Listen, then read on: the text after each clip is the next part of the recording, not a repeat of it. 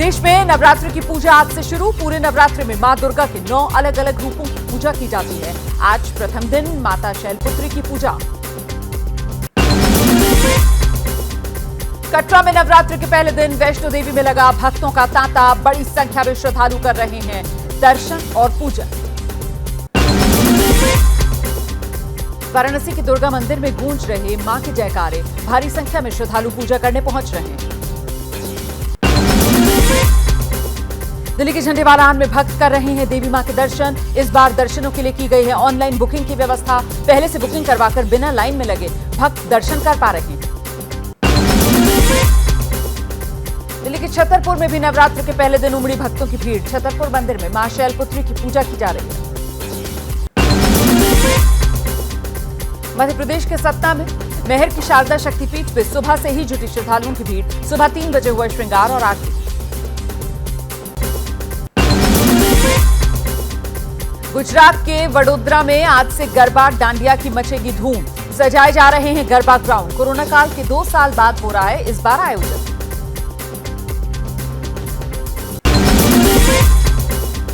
उत्तर प्रदेश के सहारनपुर में बाढ़ जैसे हालात हैं। हथनीकुंड बैराज से यमुना नदी में पानी छोड़ा जा रहा है। निचले इलाकों में बाढ़ का खतरा। शामली, बागपत, दिल्ली और मथुरा तक होगा असर। हिमाचल के सिरमौर में भारी बारिश। जेसीबी मशीन समेत कई गाड़ियां पानी में बह गईं। लोगों के घरों में घुसा पानी। पिथौरागढ़ के धारचूला को खुमटी गांव से जोड़ने वाली सड़क भारी बारिश के बाद बंद कर दी गई है। कई रास्ते टूट गए हैं। पहाड़ों में बढ़ा लैंडस्लाइड का खतरा। उत्तराखंड की विकासनगर में भारी बारिश से अमलावा नदी उफान पर है। प्रशासन अलर्ट पर है। स्थानीय लोगों से की घर से बाहर न निकलने की अपील। मुंबई के विलेपार्ले इलाके में मिठीबाई कॉलेज के पास कुछ मकान धराशायी। घरों के गिरने के कारणों की जांच की जा रही है। उत्तराखंड के चंपावत में भारी बारिश के कारण लैंडस्लाइड। खतरे को देखते हुए NH9 बंद कराई गई। हिमाचल के चंबा में भारी बारिश के बाद रावी नदी का जलस्तर खतरे के निशान के करीब पहुंचा है। चंबा के बकानी में बाढ़ में बहे 3 लोग लापता हैं। कई मकान क्षतिग्रस्त। उत्तराखंड के रुद्रपुर में बारिश के कारण बाजार की सड़कों पर जल भराव है। खराब प्रबंधन के विरोध में पानी के बीच धरने पर बैठे व्यापार मंडल के सदस्य नगर निगम के खिलाफ प्रदर्शन किया। उत्तर प्रदेश के कानपुर में भारी बारिश के बाद जर्जर मकान का हिस्सा ढह गया। मकान की दीवार और छत भरभरा कर गिरे। कानपुर के कमलाटार इलाके की घटना है। हरियाणा के अंबाला में लगातार हो रही बारिश ने बढ़ाई लोगों की परेशानी। घर, दुकान, फैक्ट्रियों में घुसा बारिश का पानी। लोगों ने नगर निगम पर लगाया लापरवाही का आरोप। बिहार के हाजीपुर में घंटे भर की बारिश ने खोली प्रशासन की पोल। नेशनल हाईवे पर पानी भर गया। पानी में रेंगती हुई गुजर रही गाड़ियां। उत्तर प्रदेश के बिजनौर में मूसलाधार बारिश से लोगों का जीना मुहाल। घर, खेत, सड़कें सब तालाब में तब्दील। पानी के तेज बहाव के बीच बस से सफर करते दिखे लोग। पंजाब के मोहाली में मूसलाधार बारिश का कहर है। कई एकड़ जमीन में लगी फसलें बर्बाद। सब्जियों और मक्के की फसल को भारी नुकसान। गृह मंत्री अमित शाह से 2 दिन के गुजरात दौरे पर अहमदाबाद में साइंस सिटी के पास ओवरब्रिज का किया उद्घाटन।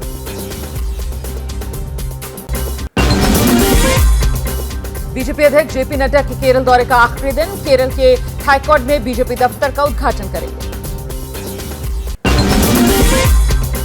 वाराणसी की ज्ञानवापी मस्जिद में सर्वे और मथुरा केस पर सुनवाई को अवमानना बताने वाली याचिका पर सुप्रीम कोर्ट सुनवाई करेगा। वक्फ बोर्ड मामले में गिरफ्तार आप विधायक अमानतुल्लाह खान की कोर्ट में होगी पेशी। 5 दिन की रिमांड आज खत्म हो रही है। सुकेश चंद्रशेखर ठगी केस में अभिनेत्री जैकलीन फर्नांडिस की आज दिल्ली की पटियाला हाउस कोर्ट में पेशी है।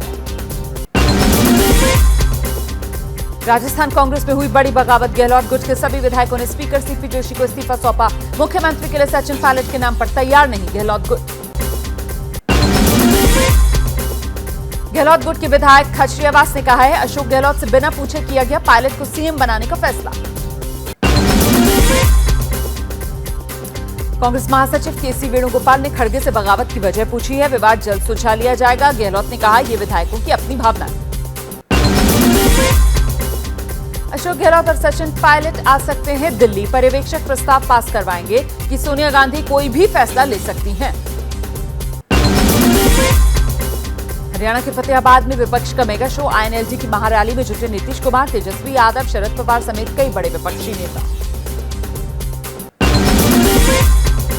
दिल्ली में सोनिया गांधी से मिले लालू यादव और नीतीश कुमार। मुलाकात के बाद नीतीश ने कहा 2024 में विपक्ष को एकजुट होना चाहिए, मिलकर देश के लिए काम करेंगे।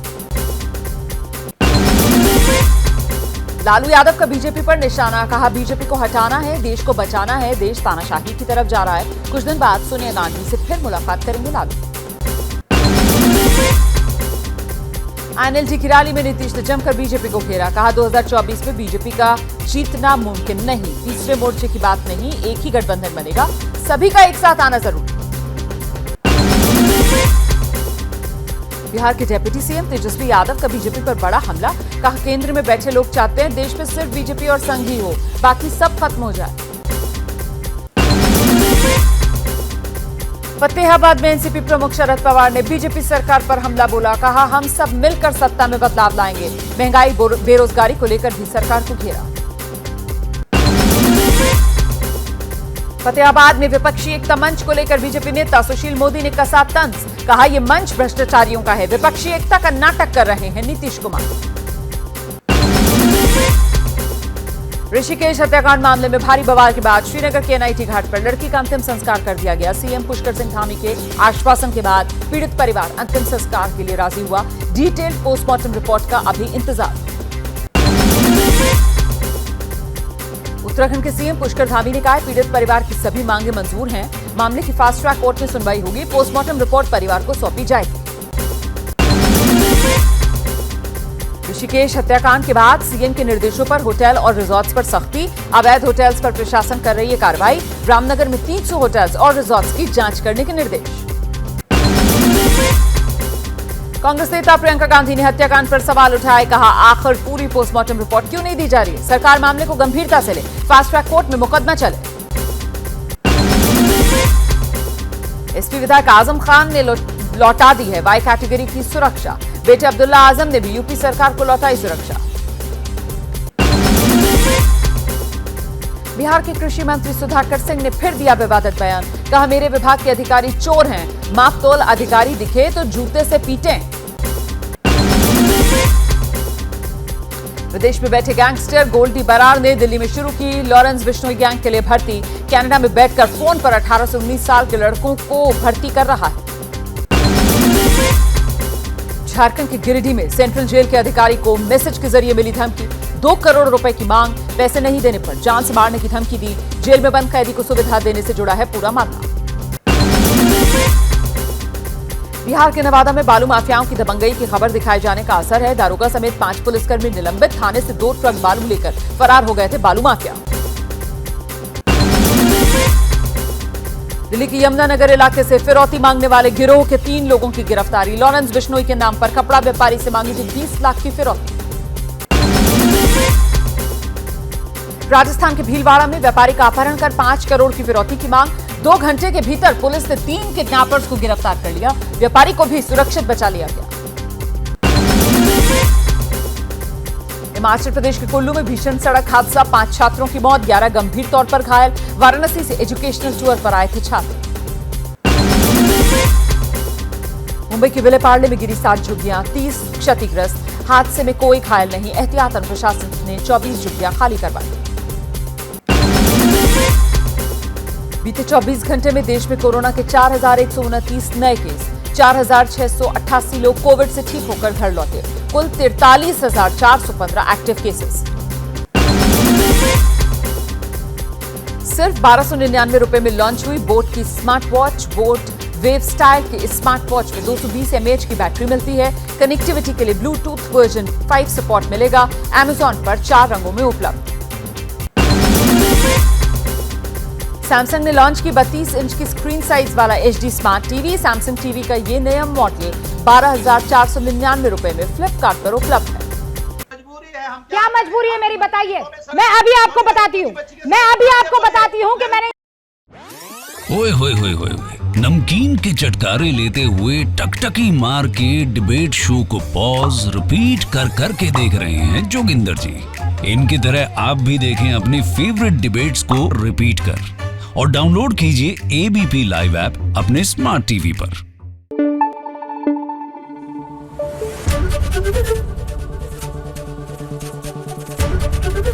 एबीपी न्यूज आपको रखे आगे।